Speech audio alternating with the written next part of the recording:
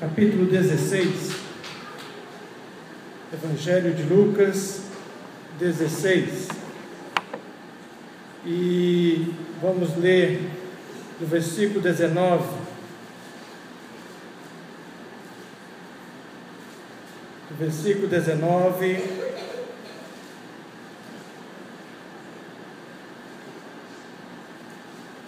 Lucas 16,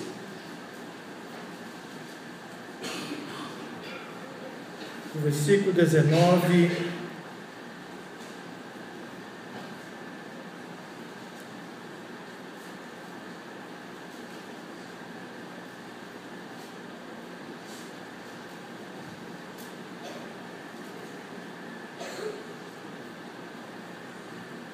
amém. Evangelho de Lucas 16, versículo 19 ao 31. Diz assim: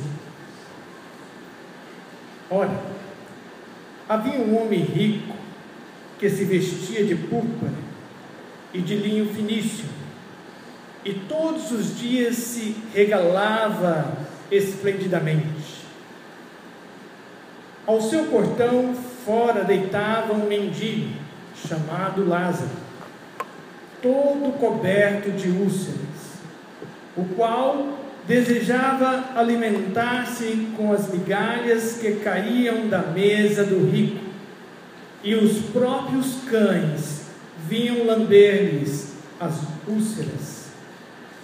Veio a morrer o mendigo e foi levado pelos anjos para o seio de Abraão. Morreu também o rico e foi sepultado. No Hades, ergueu os olhos, estando em tormentos, e viu ao longe Abraão e a Lázaro no seu seio, e chamando disse: Pai Abraão, tem misericórdia de mim, e envia-me Lázaro, para que molhe na água a ponta do dedo e me refresque a língua, porque estou atormentado nesta chama. Disse, porém, Abraão: Filho, lembra-te de que em tua vida recebeste os teus bens, e Lázaro igualmente modo os males.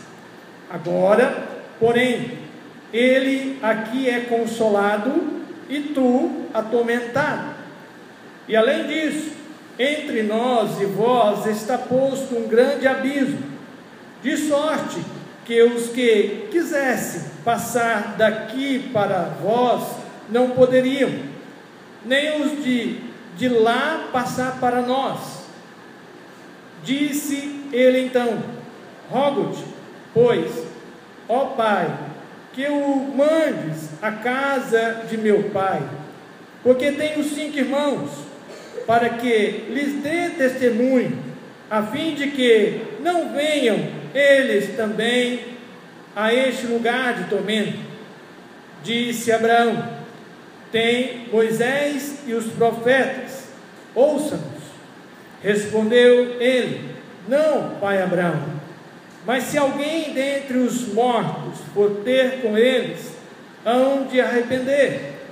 Abraão, porém, lhe disse: Se não ouvem a Moisés, aos profetas, tampouco acreditarão, ainda que ressuscite alguém dentre os mortos.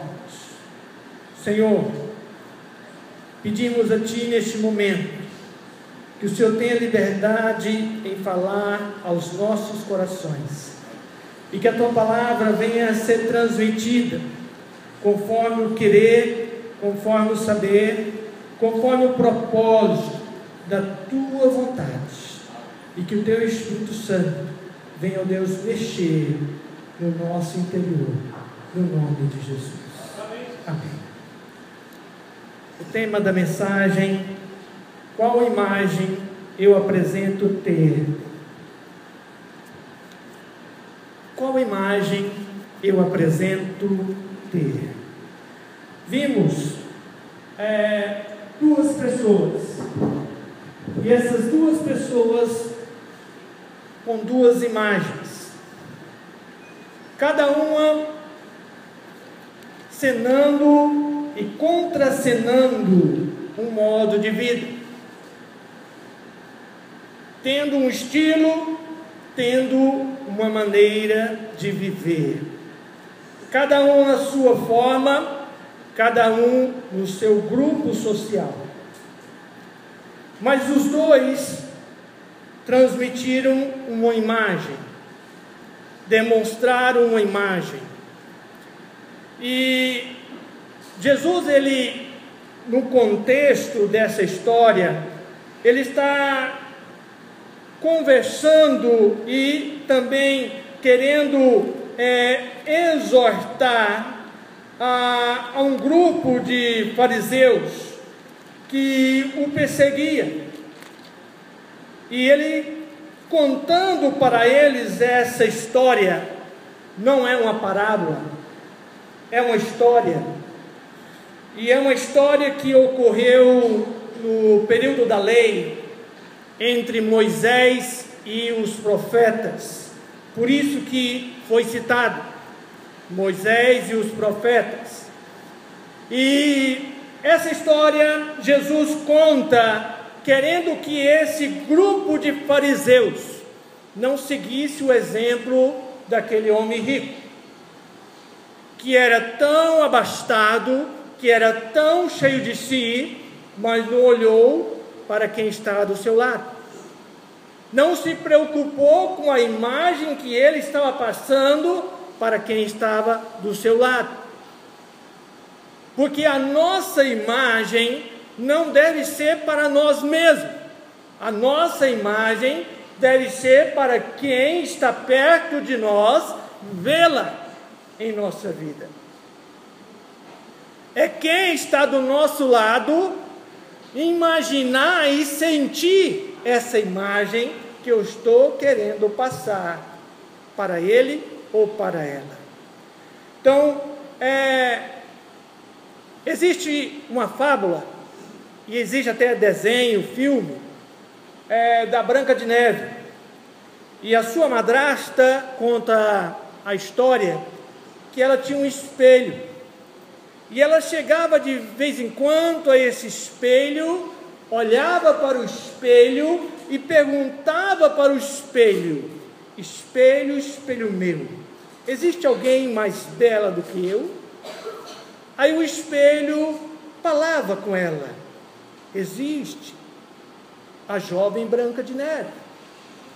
E por isso que ela queria matar Branca de Neve, porque matando Branca de Neve não teria mais outra mais bela do que ela. E muitas vezes, irmãos, nós agimos assim. Que imagem eu apresento ter? Que imagem eu demonstro ter? Como nós não gostamos de transparecer nossas imagens, creemos que outras pessoas tenham a mesma ideia que nós temos de nós próprios. Nós queremos que a outra pessoa que está do nosso lado venha ter a nossa própria ideia que nós temos de nós mesmos. Mas será que ela tem? Será que eu estou conseguindo passar a mesma ideia que eu tenho de mim mesmo para essa pessoa? A história conta que ali havia um homem rico, abastado, um homem cheio de si, um homem que tinha uma mesa farta, um homem saudável, comia bem. Mas havia também um homem mendigo, pobre, e que tinha úlcera. Além de pobre, mendigo, ainda tinha úlcera, né? Que estava à sua porta e queria comer das migalhas que caía da mesa do rico. Ele não queria comer da comida que estava sobre a mesa. Ele queria comer das migalhas que caíam no chão. Mas o rico não importou com aquele homem que estava à sua porta. Ele não preocupou. Ele não se importou. E uma pausa aqui. Ser rico não é condenado. É condenado a riqueza tomar conta da minha vida. Ser pobre também não quer dizer que sou salvo. Não quer dizer que tem pobre que é mais cheio de si que muito rico. Tem pobre que é mais egoísta que muito rico aí fora. E ser pobre não quer dizer que é salvo. Então, duas coisas. Ser rico não quer dizer que não vai ser salvo. E ser pobre não quer dizer que é salvo. Tá? Duas coisas que a gente tem que tirar da cabeça. Deus condena a ganância ao dinheiro. Deus condena eu estar cheio de si e colocar o dinheiro no lugar de Deus. Eu não usar o dinheiro para as coisas certas. Porque Jesus está contando no início do capítulo, ele começa contando a história de um mordomo. Um mordomo infiel, que estava passando a perna no seu dono, no seu patrão. E o seu patrão descobre e chama ele para prestar conta. Fala assim: olha, eu quero que você faça aí uma auditoria, e eu quero que você me preste conta de tudo o que é meu, que está à sua responsabilidade. Então o mordomo, ele é aquele que ele é abaixo do dono e toma conta de tudo que o dono colocou em suas mãos. Então esse mordomo, ele foi infiel. E quem são esses mordomos? Somos nós. Quem é o patrão? Deus. E o que nós temos? É de Deus. Tudo que nós temos é de Deus. Nós somos e temos aquilo que é de Deus. Nós temos que administrar o que é dele. O que é dele. Nós estamos aqui para administrar o que é de Deus. O que é de Deus. Aí Deus está contando essa história e chega ali nesse homem rico, querendo ensinar para os fariseus. Aí chega no momento do casamento, que os fariseus, eles passavam ali a mão na cabeça de muitas pessoas que aceitavam ali uma vida promíscua acerca do divórcio, e Jesus está mostrando para eles que não é daquele jeito, que a lei não era daquele jeito. E agora chega num momento que Jesus, crucial para a vida de todos aqueles que estão ouvindo ali. Jesus conta a história deste homem rico e deste homem pobre, mendigo e doente.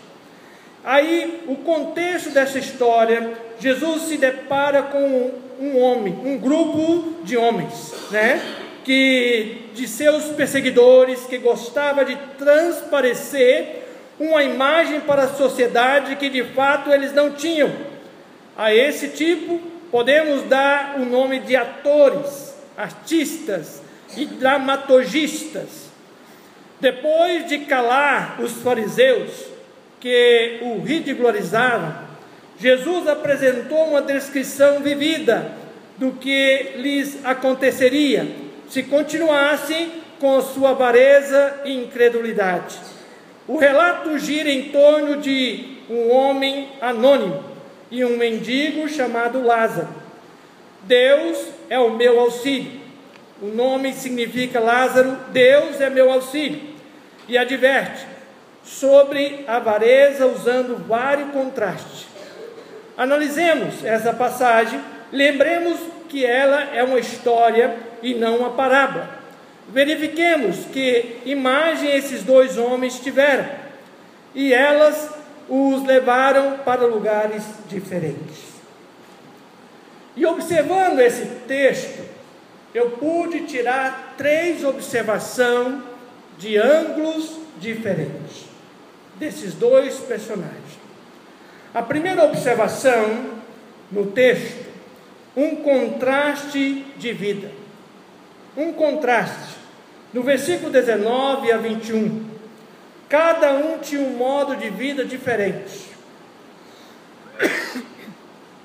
Um morava numa mansão, um tinha uma mobília muito bonita, roupas muito elegantes, alimento do bom e do melhor. Então tinha uma mordomia.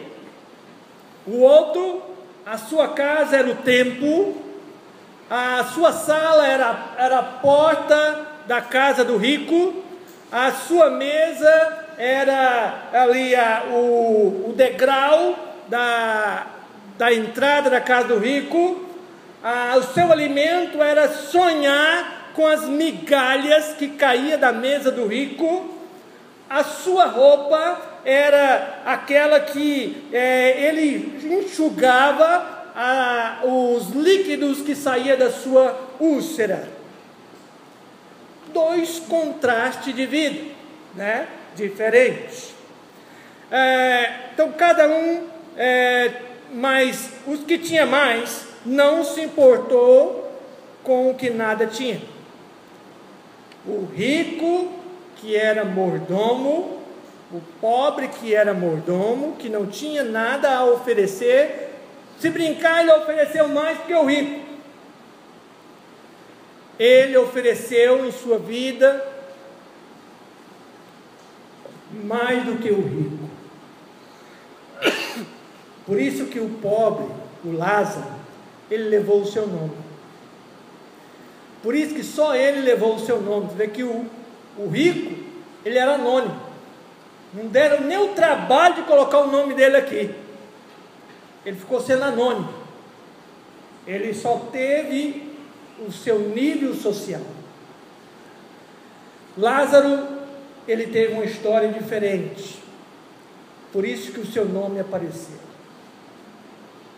Deus conhece cada um pelo seu nome. A nossa história é escrita quando vivemos e fazemos a vontade de Deus. Lázaro, ele estava ali, mas Deus conhecia. Aquele homem rico não importou com a situação de Lázaro.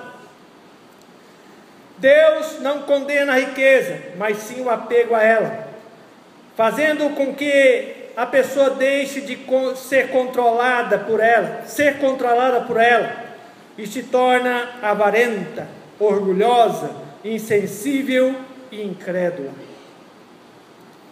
O rico não aparece o seu nome, e sim sua classe social.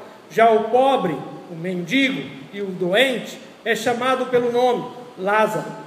O primeiro perdeu até o nome para a sua riqueza. O segundo, apesar de sua pobreza, tem um nome a zelar. O rico tinha uma vida invejada por muitos: roupa, comida, mobília e casa. Já o pobre tinha uma vida que ninguém queria ter.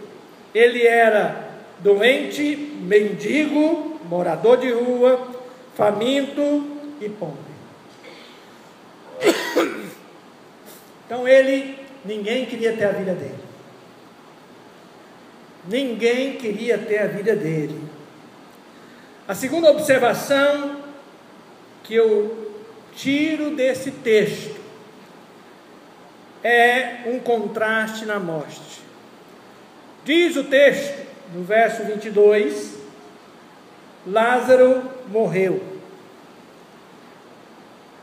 Eu já tive úlcera na perna,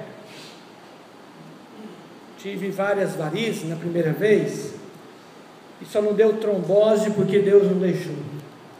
E a veia ficou num estado tão inflamatório que deu úlcera. E a úlcera, ela doía de dentro para fora, que dava vontade de enfiar o dedo assim lá de dentro e tirar ela. tanto que doía, nada cortava a dor. E o estado se agravou de um tanto que eu tive que ser operado assim, numa mutirão, e eles me colocaram na frente. E quando eles tirou ali a úlcera, ela parecia uma aranha dessas grandes, cheia de perninhas, e me mostrou. Foi a única coisa que eu vi, né? Aquele bicho esquisito. Assim, aqui sua úlcera. Era sua. Jogou fora. Então ficou um buraco na minha perna. Acabou as dores. Imagine aquele homem que era cheio de úlcera. Diz que ele veio a falecer. Ele faleceu. Estava doente. Mas dias depois, o rico também morreu. O rico morreu, mas não falou de que foi a morte dele. Falou que ele morreu. Então ele morreu.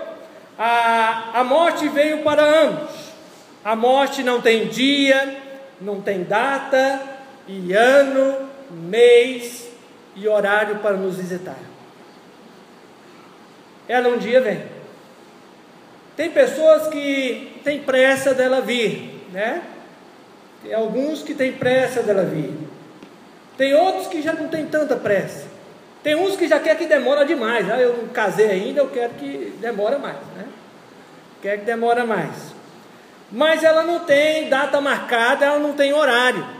Ela não, já está escrito, determinado e marcado. O dia, a hora e o jeito. Então não tem como fugir dela, né? Não tem como fugir dela. E a morte veio para Lázaro e depois veio para o rico. E foram para lugares diferentes. Por que foram para lugares diferentes? O que determina a salvação não é como eu vivo por fora, é como eu sou por dentro.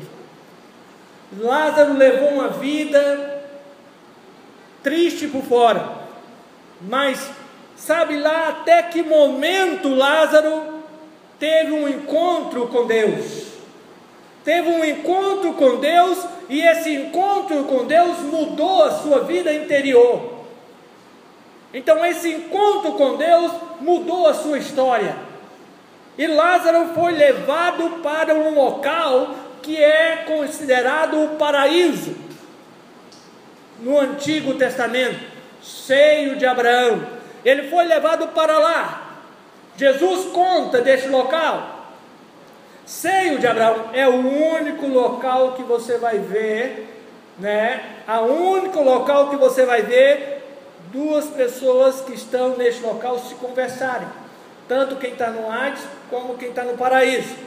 Hoje nós não temos afirmação se esse local é assim, porque Jesus, depois que ele ressuscitou, pode ser que mudou, pode ser que não seja assim mais, mas até aqui era assim.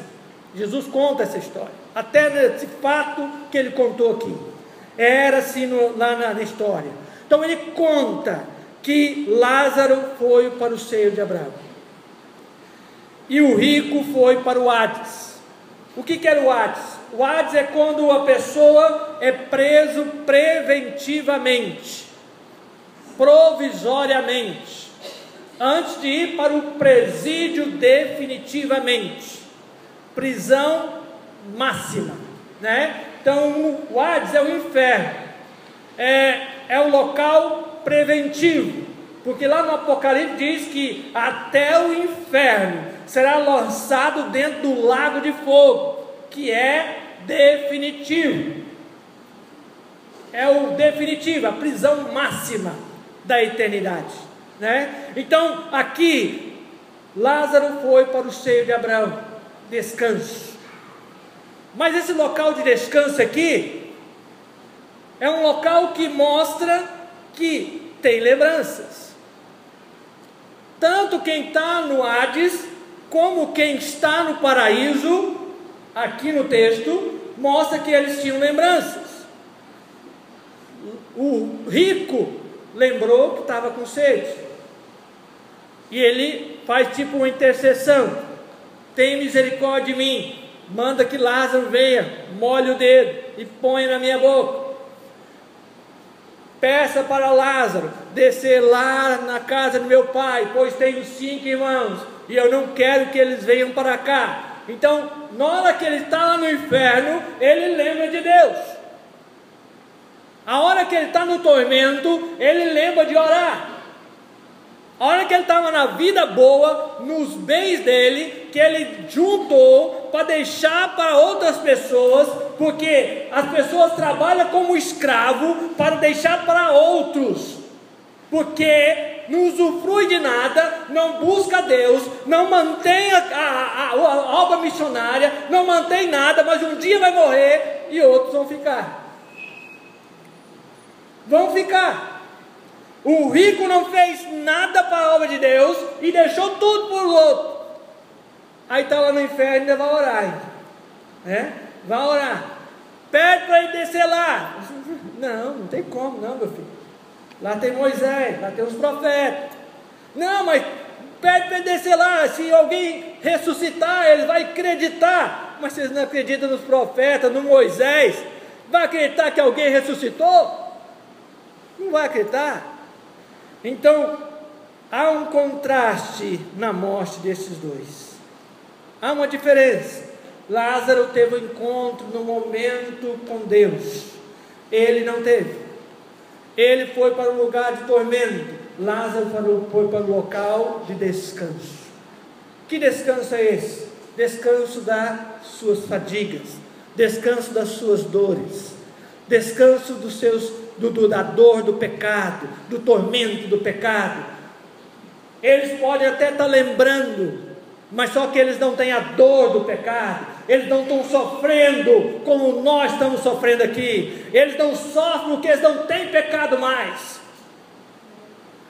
Eles não têm pecado. Você vê que Lázaro não lembra de nada. Abraão lembrou, mas Abraão não teve peso nenhum. Falou assim: olha, lá ele tem os profetas, lá ele tem Moisés. Lázaro, lá só teve uma vida de sofrimento. Você só teve uma vida de boa lá. Sua vida foi boa. Você só teve coisa boa na sua vida, mas você esqueceu de Deus. Lázaro teve uma vida ruim, mas na hora ele lembrou de Deus. Ele lembrou de Deus. Ele buscou a Deus. E ele foi encontrado por Deus. Você não buscou a Deus e não foi encontrado por Deus. E quem não é encontrado por Deus está na eternidade sem Deus. Está na eternidade. A terceira, não perderam as lembranças. A terceira observação que eu faço no texto é um contraste na imagem deixada. Irmãos, eu fico pensando, o rico tinha 5 irmãos. 5 irmãos. Lá no inferno, quem foi lembrado dos irmãos dele?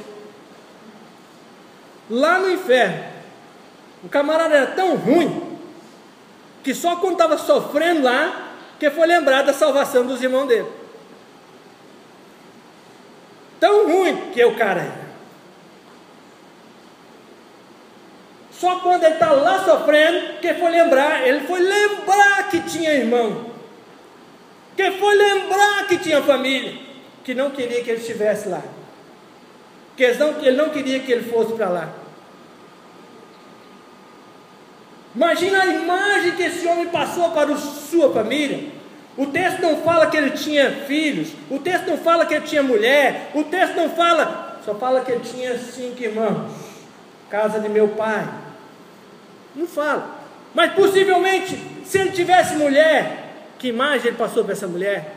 Que imagem ele passou para esses filhos? Que imagem ele passou para o seu pai? Que imagem ele passou para a sociedade? Quais foram as pegadas que ele deixou para aqueles que o conheceram? Quais foram as marcas que ele deixou para aqueles que o conheceram. Uma marca que poderia mudar em Cristo Jesus uma vida. Agora, olhando para a vida de Lázaro, Lázaro foi um guerreiro. Não sei quanto tempo da vida de Lázaro que ele viveu voltado para uma intimidade com Deus. Por isso que ele foi para o descanso. Porque se Lázaro não tivesse uma vida de fidelidade a Deus, ele não estaria lá. Não é porque ele era mendigo, não era porque ele era pobre, não é porque ele era doente. Ele estava lá porque ele era fiel a Deus. Mesmo nessa situação. Mesmo nessa situação, ele era fiel a Deus. Ele era fiel a Deus. Porque salvação nenhum de nós merecemos. Nem rico, nem pobre, nenhum merece. Mas Jesus, ele veio, pagou o preço em nosso lugar. Efésios 2, 9 e 10, ele falou que ele veio e nos ofereceu pela sua graça. Somos salvos pela graça de Jesus. Ninguém merece ser salvo. Eu não mereço ser salvo. Ninguém nessa terra merece ser salvo. Mas Jesus morreu para nos dar essa salvação. E todo aquele que quer ser salvo tem que vir e se render a Jesus e dizer: Senhor, o Senhor é Senhor da minha vida. Eu sou seu mordomo agora, Jesus. Eu sou seu embaixador. Eu sou sua embaixatriz. Eu quero, Senhor, agora ser teu servo. Eu quero te servir, Senhor, na saúde. Eu quero te servir, Senhor, na doença. Eu quero te servir, Senhor, na riqueza e na pobreza. Eu quero te servir. Não é fazer essas promessas que é feita muitas vezes aí da boca para fora, mas fazer uma promessa de coração. De coração. O rico teve a oportunidade de deixar uma imagem para os seus e para os outros, que mostrasse uma vida de mordomia. Uma vida de mordomia é quando eu sei que eu não tenho nada do que eu tenho é meu, e sim, eu administro e que eu tenho que devolver para o verdadeiro dono. Eu tenho que devolver. Um dia eu vou prestar conta do que me veio às mãos. Um dia eu vou prestar conta. Eu vou prestar conta. E eu sempre falei para os meus filhos: filhos, eu não vou ficar morrendo de trabalhar para deixar para vocês bens, não. Eu vou dar para vocês o que tem de melhor. Eu vou dar para vocês um pai presente, um pai que é exemplo, um pai que é estudioso, um pai que vai dar estudo para vocês, e um pai que vai caminhar com vocês. É isso. Aí eu falei para eles, quando eu gastei uma certa quantia no casamento da minha filha, o Mateus falou assim: pai, eu quero a mesma quantia. E eu falei: tudo bem, te dou a mesma quantia. Quando ele entrou no seminário, ele falou: pai, no final do ano você me dá aquela quantia, um carro? Eu falei assim: te dou o carro. E estava trabalhando, e no final do ano eu dei o carro, mas o carro não foi para ele, porque ele não estava mais aqui. O carro ficou para a irmã dele. A irmã dele ficou com os dois, ficou com o do casamento e ficou com o dela, o que era dele. Então eu falei que eu ia fazer e fiz, mas ele não estava mais, eu dei para ela.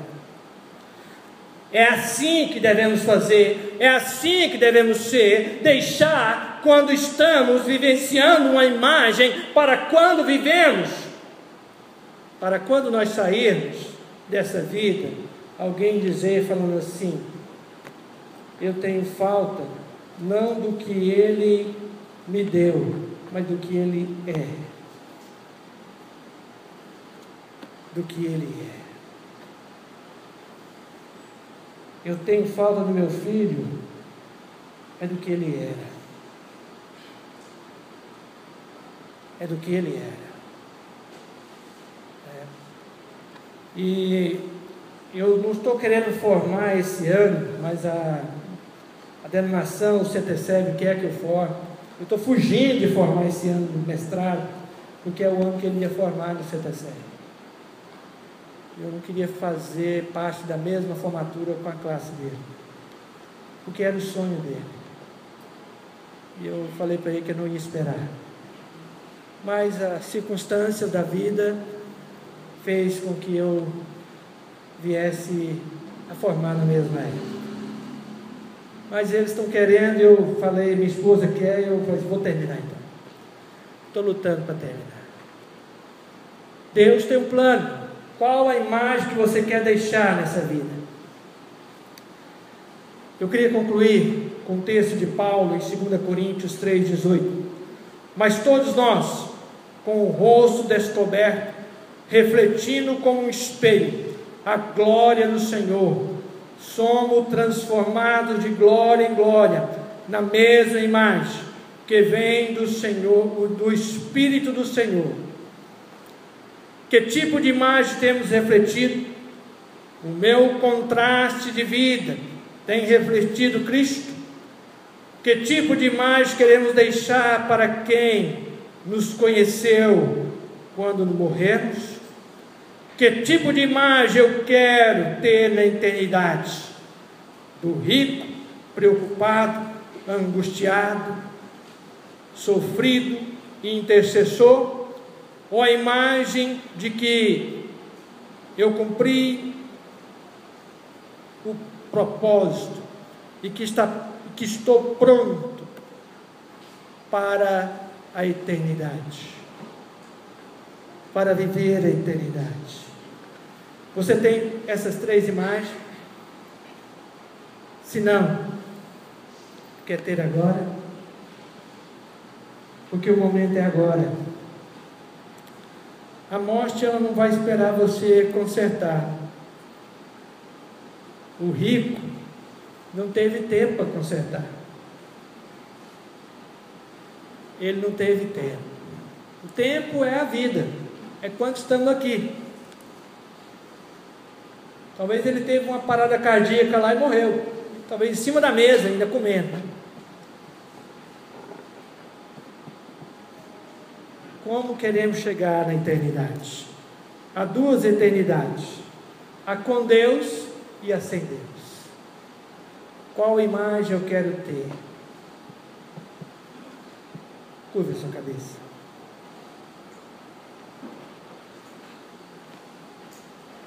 Jesus morreu na cruz por mim e por você.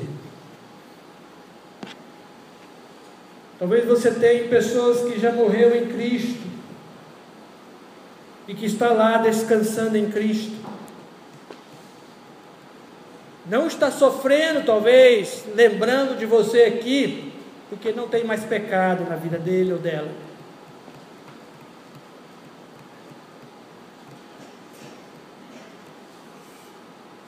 Mas Cristo está nos esperando lá. E a oportunidade que nós temos é aqui. Cristo foi o único que ressuscitou e está vivo. É o único que tem acesso no céu e na terra. Se nós não acreditamos em Jesus, não tem eternidade com Cristo para nós. Nós estamos sendo como aquele rico, só estamos vivendo essa vida por viver. Mas existe uma eternidade com Cristo, e essa eternidade com Cristo decide hoje, não amanhã, porque amanhã não pertence a ninguém. Ela se decide agora, porque é agora que eu sei que eu estou vivo. Daqui a 1 hora, 5 minutos, eu não sei se eu estou vivo. Você quer decidir a sua vida por Cristo? Você quer viver a eternidade com Cristo? Abre seu coração agora e deixe Ele entrar.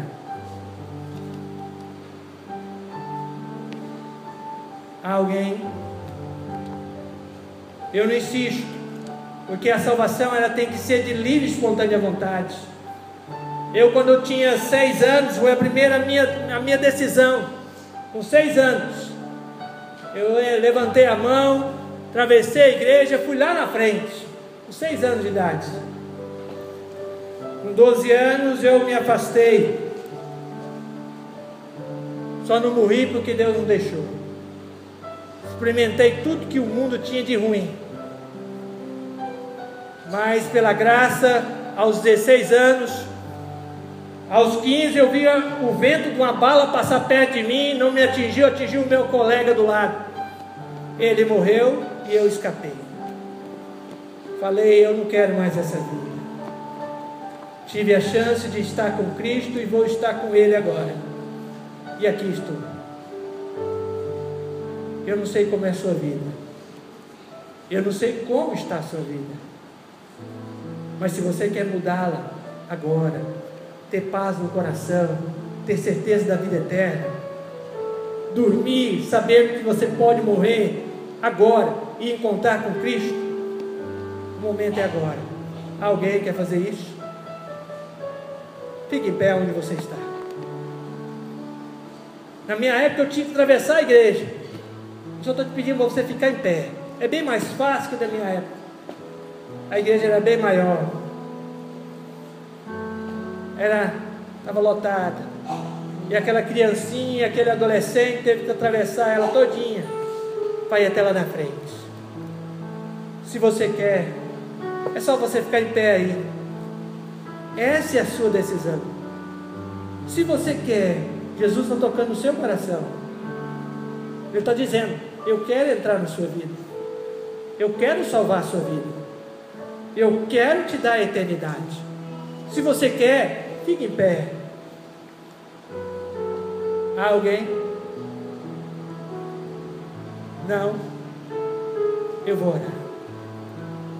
Pai, a tua palavra foi anunciada. Que o Senhor Deus faça com que essa semente venha germinar, venha brotar, e que corações aqui, ó Deus, venham deixar uma imagem, ó Deus, de pessoas salvas, pessoas convertidas, pessoas, ó Deus, que é mordomos, pessoas fiéis, pessoas, ó Deus, que trabalham, mas que servem ao Senhor. Ó Deus, que nós venhamos servir ao Senhor com toda alegria. Venhamos ser fiéis ao Senhor em todo tempo, em toda ocasião e em toda circunstância. Tem misericórdia de nós. Nós oramos no nome de Jesus. Amém. Eu queria agradecer a todos que nos visitam. Pastor Márcio e a família, obrigado pela visita de vocês. A todos que nos visitam, muito obrigado. Que Deus abençoe a cada um de vocês. Que vocês possam voltar mais vezes.